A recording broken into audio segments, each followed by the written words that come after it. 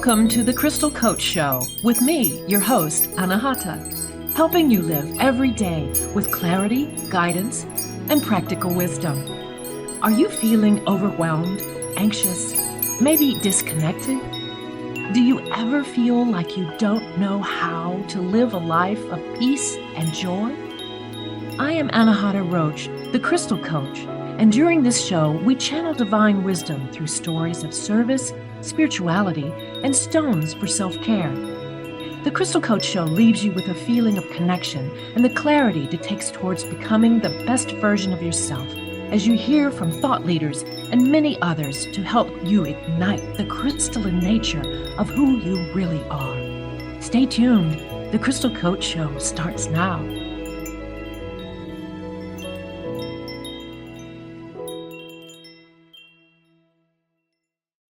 Hello there, and welcome again to the Crystal Coach Show. I'm your host, Anahata, and today we are talking spiritual stuff, spirituality. Whoa. No, it's really more than that kind of woo-woo stuff. Spirituality is an embodiment of who you really are. And my guest today is a very dear friend and someone who really has that down pat.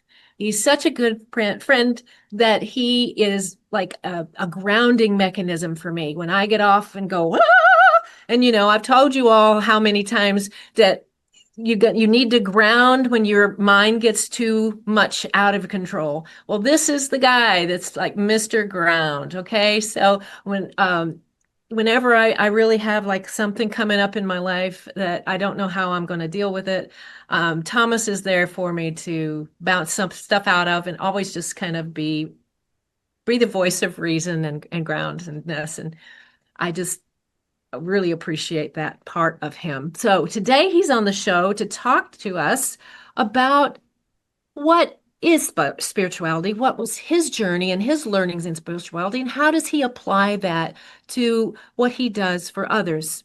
But before we get into that, I wanted to read to you this a little blurb about Thomas. Thomas Stratman is a chaplain and a social/spiritual activist, and he has been for more than 30 years. He's an active member of the Spiritual Care Association, working with first responders, imprisoned, hospitalized, and those unhoused, whether by natural or man-made disasters. He's a never-ending student of comparative theology and mythologies. He's a published author, poet, and editor. And his social media is simply Chaplain Thomas. So, without any other introduction, let me introduce you. Come on here, Thomas, and just welcome so much to our show. And I'm just delighted that you're able to be here with us today. Am I visible?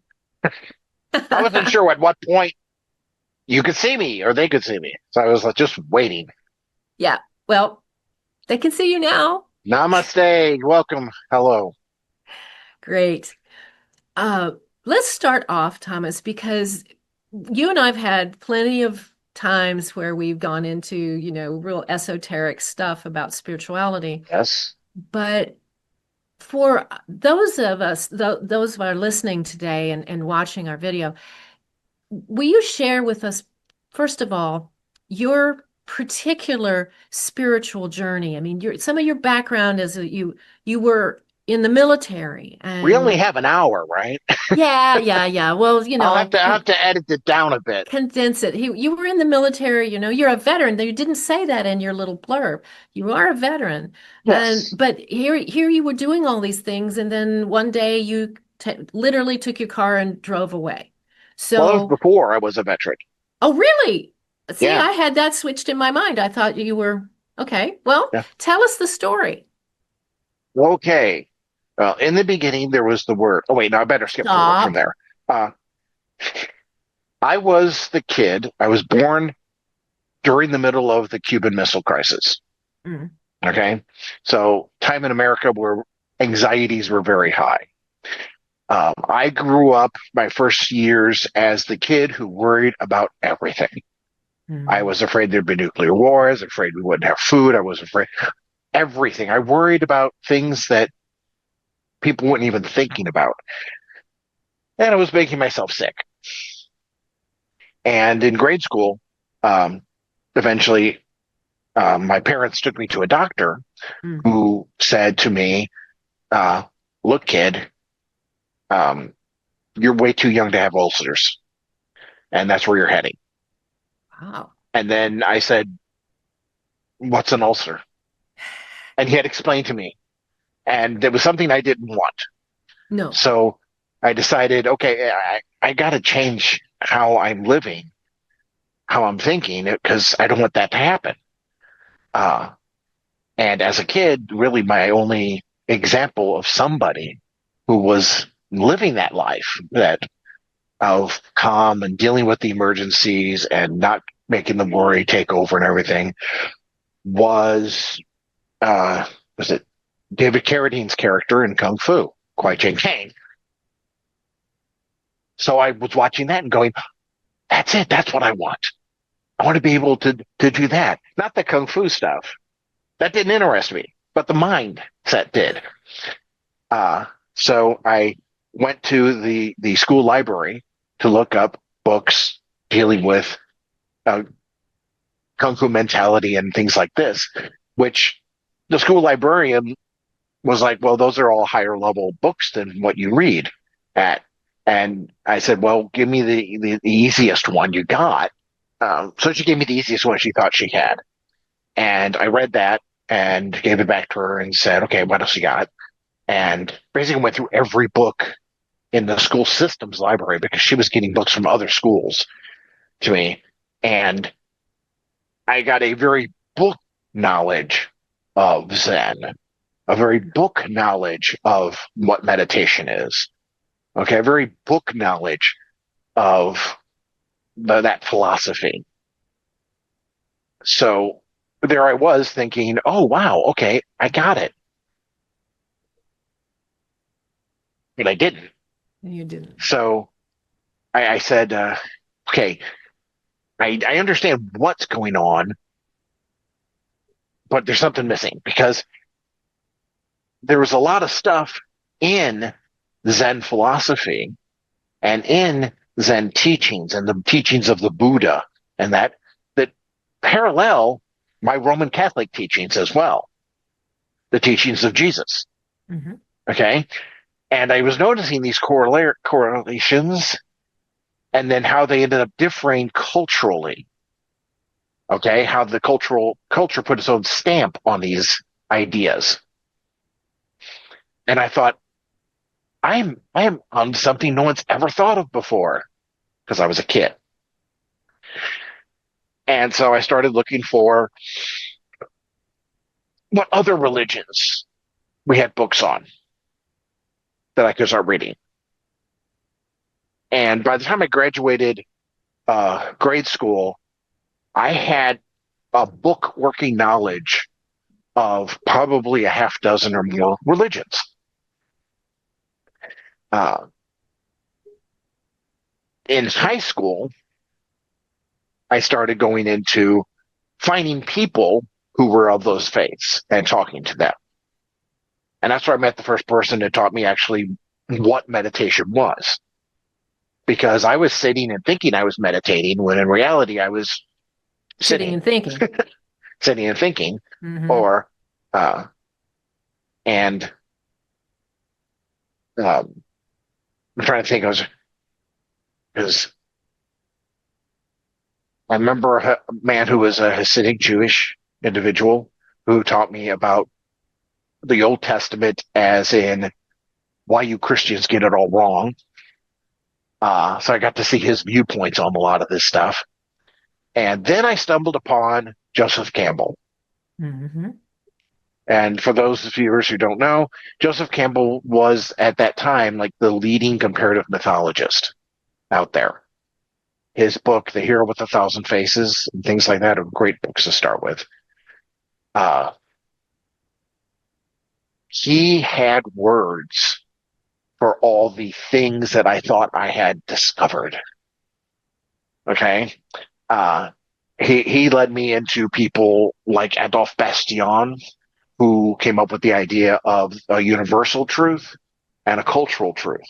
Mm-hmm. How, and I'm like, oh my God, there's actually words for this stuff that I'm, and I don't think at the time I was disappointed that I had not discovered it. I was more excited that there were actually words for these things. Uh-huh. Yeah. And that's when coincidences started happening. Um, And you were I out of high keep school by talking. then? I was in high school at You this were in point. high school. So after you Yeah. graduated from high school, well, The coincidences when was your journey? after high school, between Okay. high school and college. Okay. Coincidences started happening in high school where things would just happen. I would happen upon someone who needed something. I would find an item, and then the next day I'd encounter someone who needed that kind of item. Things like that started happening. Okay. Uh, what I learned later was the idea of I was on my path. Mhm. I was on my path, so things started happening. Uh, High school graduation. Um, I was all set for college. I had a scholastic scholarship, academic. I had a theater scholarship on top of that. I had a another scholarship based on track. So not only did I have the money for college, I had extra. Mhm. And I was feeling very confident about this, and I was all ready to go. And I had a list of books I was going to buy to read that summer. Mhm. And I'd gotten into my car to do some errand. I don't know what it was at the time, but I got in the car and just drove and ended up going down Highway 44 out of St. Louis, drove all the way out past Springfield and everything, So you were and going ended up, southwest. yep. Um, when I got tired, I napped in the car, woke up, drove, got more gas, continued driving. This is all pre cell phone and everything. And it had not crossed my mind that by the time it was that night, my parents were probably worried. Next day, I continued on driving. I ended up in Oklahoma, and I just, it was like I was so comfortable with what I was doing. When an intersection came up, I knew which way to turn. I ended up off the highway. I ended up the side road. I ended up a gravel road and into dirt road. And I'm driving along dirt road, and my car, this Chevy Suburban Carryall, which I love, just died. I could not get it to run anymore. And so I got out and headed off in the direction I thought I'd find people. After walking for a while, and I was getting a little just worried, I came across a building, and I later found out, a Holgum. It was an eight-sided wood stick building, and an old man was there. And hand on my heart, he looked up and said, "You're late." Like he expected me. And I was like, "Oh, sorry." And he took me in, fed me, and started teaching me about shamanism. Okay. And he seemed to know what I had already learned, Mm. which was weird. But I ended up being there for a while. Two people came by that I think were either grandchildren or like a grandniece and grandnephew. Mhm. And um, they're the ones who finally got me to think of, well, what's your home phone number? We should probably call your parents. Okay. I mean, You were 18 years old? yeah, right. But yeah, so the information at that point got to my parents after I had been gone for about 3 days. Um, Poor mother. anyway, that's a whole nother story. But Yes. I stayed with him till about August. Okay. And it was at sort of that point that he was like, okay, you got to go back to school now. And he's the one who helped me create my first medicine bag. He gave me my first personal pipe. Uh, and I left there with a direct experience, put it that way, of shamanistic soul questing and things. Mm. So which I could talk about for hours as well. So I ended up back at college. Um, I hyper focused on learning anything and everything I could. Got involved in way too many things as far as scholastics go. I had no time for the other stuff, that the partying and everything that everyone talks about you get to do in college. It was probably going on somewhere, but not around me. Uh, and I was averaging about 4 hours of sleep a night. Wow. And it was taking its toll because I was sleepy all day. And anytime something was going on that I wasn't really into, I was falling asleep. And then I started getting distracted. I was studying this, I was studying that. I wasn't focused anymore. And so by the time of my bachelor's, okay, and there's this whole story behind that as well too. I had been in college 5 years rather than four to get a bachelor's. Uh, the military approached me to join. And the selling point they gave me was, we'll pay off your school loans. Because But you whereas didn't my have first that many school loans, did you? well, my first 3 years, I did not. At the end of my third year, I was basically told by financial aid and everything that I was losing two of my scholarships. And I remember because I'm like, wait a minute, no, I'm maintaining the grade point average to keep this one. And this was 1983, I want to say. And um, the nicest way I can put it was I did not fit in the category that they had to give a certain number of scholastic scholarships to. So I ended up losing that. So I took out Pell Grants and loans, and that was on for about 2 years. So I did have some debt. Probably at the time, I'm thinking probably $7,000 or $8,000, which today is probably 1 year or half a year of college. But back then, that was 2 years of college with some change. Yeah. So I joined the military, did that thing. I don't know how much time you want to spend with that.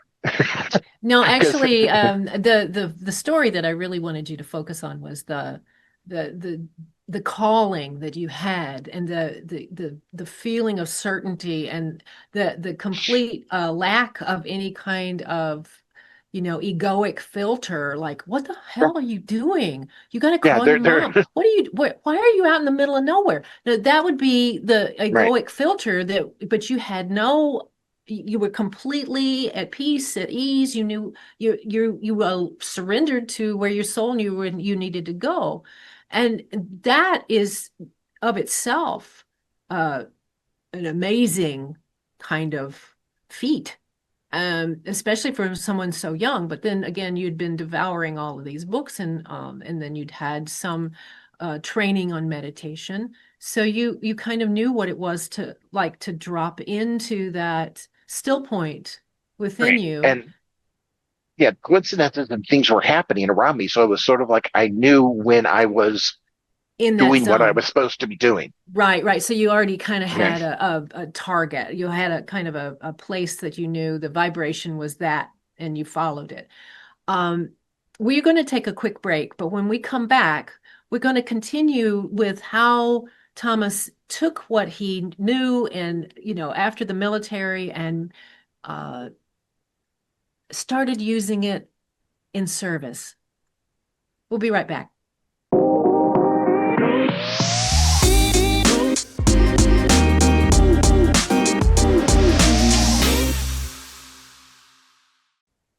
Hello there. Welcome back to the Crystal Coach Show. Hello. I'm your host, Anahata, and we I'm have Chaplain Thomas Stratman.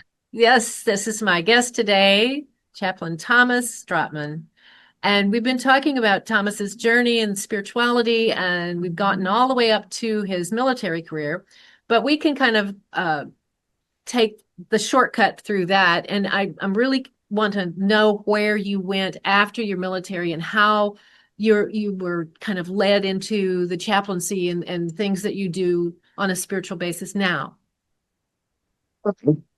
I served with the 82nd Airborne. I was with the first of the 508 and the third of the 505 for all you veterans out there. Mhm. When I was getting out of the military, the last few months, um, the coincidences and things really started picking up again. And I ended up encountering a chaplain in the military Mhm. who talked to me about what he does and everything. And I think he was trying to recruit me in that direction because I had a bachelor's, so I could go into officer candidates. But I was so frustrated with the military system after my tour that I just didn't want to stay in. Mhm. Uh, and leaving was what I was meant to do because immediately upon leaving there, I ended up on a path leading to being ordained as a chaplain in the Universalist Church, uh, finishing up my master's degree, and then I guess we're talking about uh, let's talk about St. Louis and homelessness. Yeah. Before you get into that, I just I'm curious because I don't think we've ever talked about this. Did you what was your master's in? It was a liberal arts with specialization in. This will give you an idea of how scatterbrained I was at the time. Uh, Theater, communications, meteorology, uh, This is after your spiritual and experience? theology and theology. Huh? After your spiritual experience, you went back and got a master's with all of that? No, that was my bachelor. Sorry, my master's degree is in comparative theology. Thank you. That was what I was asking for. Yeah. Oh, Yeah. okay, we'll have to edit that. No, we won't. Um, anyway, so okay, so you had that master's in comparative theology. So then you went, you were you're a native of St. Louis, right? No, you were Right. born, you're a native of Yes. Missouri, but you're okay, St. St. Louis. Louis. Yes. And so let's talk about how you, when you got back to St. Louis, then started to do offer the chaplain services and address the homelessness in the city. And I just ended up encountering people who were running food banks, who were trying to do different things to help the homeless, who were bringing food down there. And I just bumped into them. And then that's where I learned about like where some of the encampments were downtown. And just by going there and talking to people in a short time, it was like they knew that I was not somebody that was going to be handing out money. Yes. I was somebody who they could trust and they could talk to. And the word got around. So eventually people started telling me things that I were actionable in dealing with homelessness or unhoused, as they're saying now. Um, these people have been hurt. So their trust is almost non-existent for anybody. Nobody told me their real name the first Mm, time I met them. It mm. wasn't until they trust me a little bit that I would be given their real name. I make the comparison to like the stories of the Fae in European culture, where the Fae hides their true name because once you know their true name, you have power over them. Ah, yes. So it's like they were afraid that once I knew exactly who they were, they would become vulnerable in some way. And again, we could talk about that for hours. So we'll just say that I got there, I started helping them. I came up with my theory of the types of homelessness and how to help people from a spiritual standpoint. Um, then the mayor of St. Louis became Francis Slay, Mm-hmm. who went to St. Mary's High School, which I graduated from as well. And I sort of had it in there for a little while because he he would either directly interact with me or have one of his people directly interact with me regarding homelessness. And that was about the time that they shut down the major homeless shelter in St. Louis. Yeah. Um, and we had over 350 beds there that just disappeared. And winter was coming in, and um, it was a hard time. Yeah. And That was the first time I was called in to identify a body Mm. because the only thing on him that had any identification whatsoever was the card that I had given him. He froze to death. I had all of his, they had, and no family, they had nothing. They didn't even know what to do with his personal effects. So I had them send his personal effects to the guy down at City Hall who was responsible for shutting down the shelter and giving me a lot of gruff. He was one of those people that believed that if you're homeless, it's because you're lazy. Yeah. That's the words he used to me. He was that cold hearted. So I had the personal effects sent to him. That's a He, good solution. yeah, Yeah. yeah, yeah. But Yeah. there's lots of stories to deal with that. But then Sure. But came then, Occupy St. Louis and the mm, Occupy movement, and I set up a non-denominational tent chaplaincy to mhm. help people. And that grew into non-denominational tents in several of the Occupy locations around the U.S.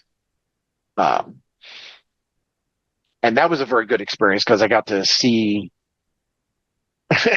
My cat has just arrived to intervene, Mhm. You got but to see. I actually got to see how spiritualism and activism have to be linked. I understood it, but it wasn't until that point in time that I saw it on a direct, strong level.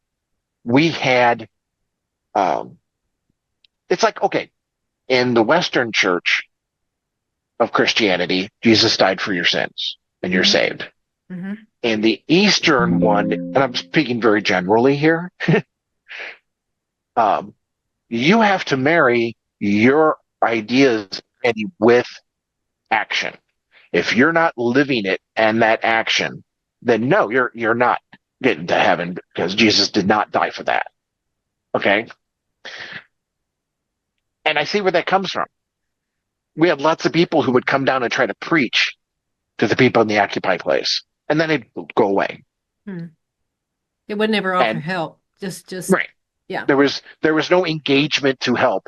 And I don't Hmm. mean like money. I don't mean Yeah. like supplying food or something. I mean just sitting and listening to people, Right. letting them tell their story, offering comfort, making space. Okay. There was none of that.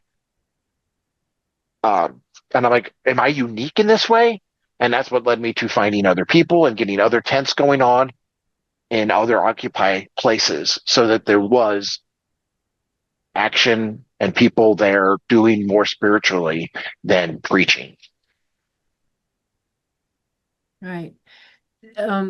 That's wonderful. How you were able to take some of the beliefs that you had and kind of and the experience that you had and then provide an idea that spread. That was really cool.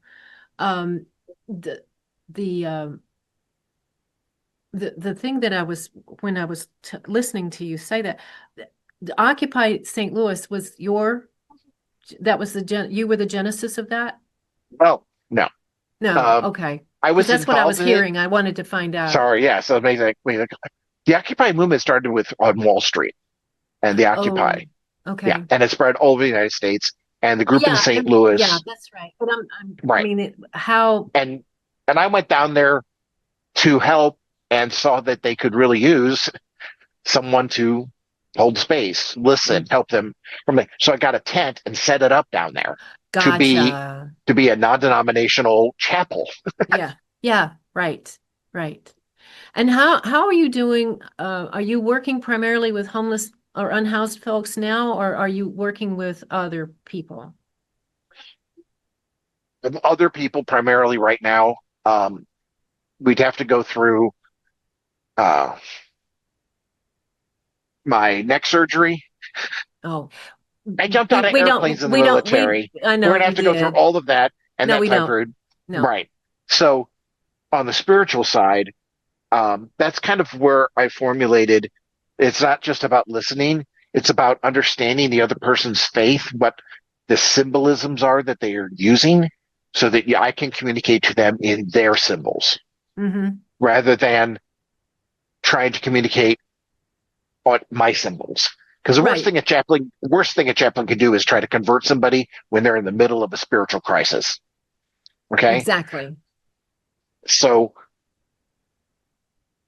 no, letting them talk and seeing what they believe and what is important to them and what symbol is important to them, I can then help, but doing it in their language. Yes. Right. So that they Um, are able to really comprehend and really understand, not comprehend. Yes, comprehend what you're so that talking about. they, yeah, right. And they don't think I'm trying to convert them. They think, Right. okay, this guy's talking my language, Right. you know? Yes. Yes. So where can people find you? How can they find if you somebody seems drawn to you that wants to if it has a problem or wants to just talk about their own personal faith or their spirituality, how would they get a hold of you? Okay. Uh, I'm going to say straight off the bat, universal chaplain at yahoo.com. That is my email. I'm giving it out. If you want to Universe. talk to me, you shoot me an email. Okay. I am on TikTok, Instagram, YouTube, all of those. I work with the name Chaplain Thomas. I think on one of them it's Universal Chaplain Thomas because somebody already had Chaplain Thomas, but so I'm not that hard to find through those. If you want to get a mindset for what I'm like, go to TikTok because that's the one I started with. That's got my earliest stuff on there. That's got the most stuff on there. Okay, go to TikTok and look for Chaplain Thomas, right? Great. Okay, And cool. if you need it, email me directly Yes, Universal Chaplain at at yahoo.com. yahoo.com. Mm-hmm. Okay, great. Wonderful. Thank you for being on the show. And we might have some more questions in a minute, but we're going to take a quick break. And when we come back, I've actually got a couple of 3 stones I wanted to talk to you about that help support connection with spirituality and connection with the higher self and the soul. So we'll be right back.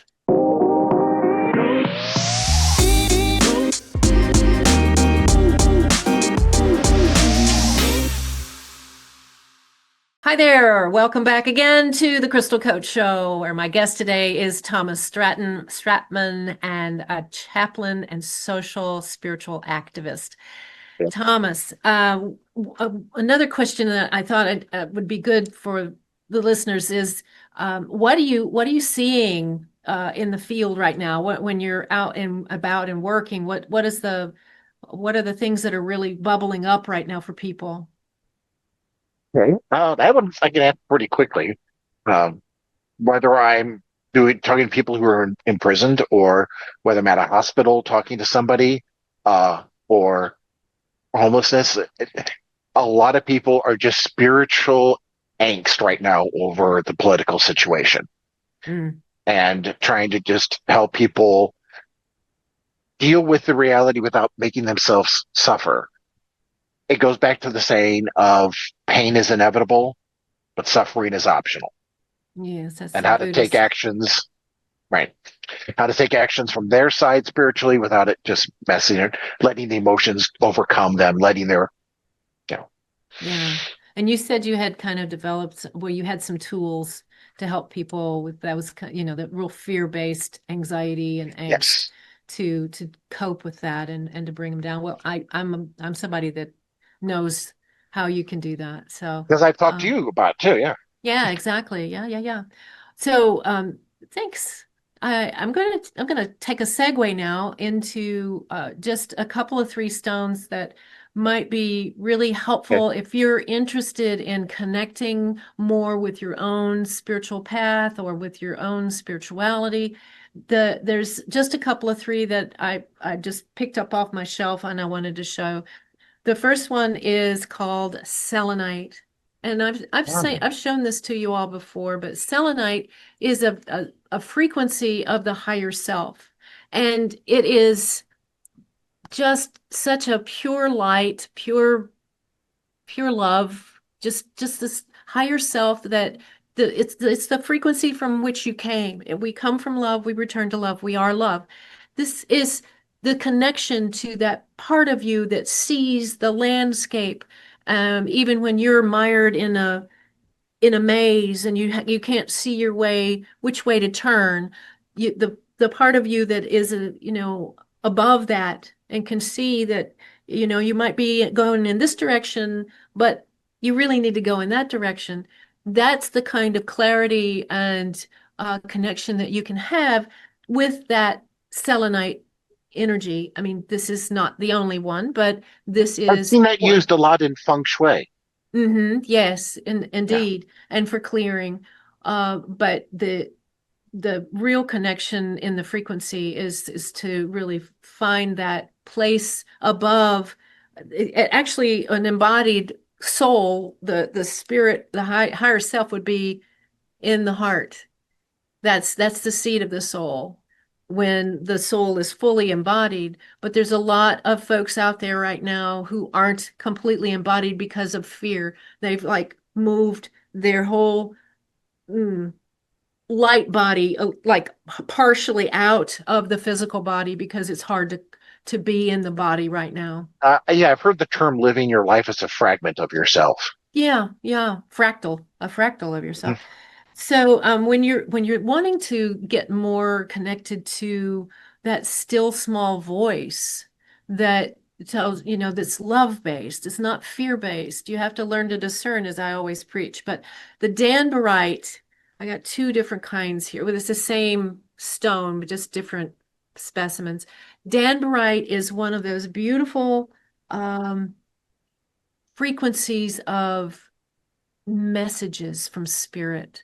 So it kind of helps you to tune into that clairaudient aspect that helps you to hear and to feel and to know that this way has been made for you. You may take it or not, kind of a thing. Because fear, as I've always preached to you, fear is very didactic and says you have to do it this way, or what in the world are you doing? You cannot do it this way.